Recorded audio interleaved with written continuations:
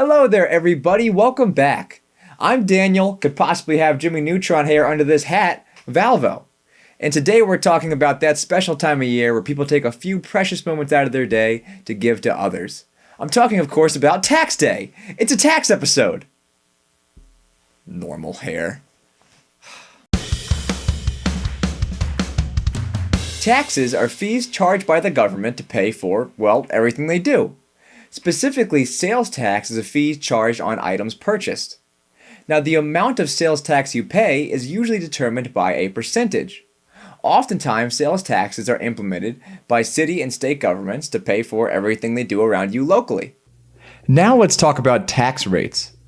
Tax rates stay the same even as the price of things change. So the more something costs, the more taxes are charged.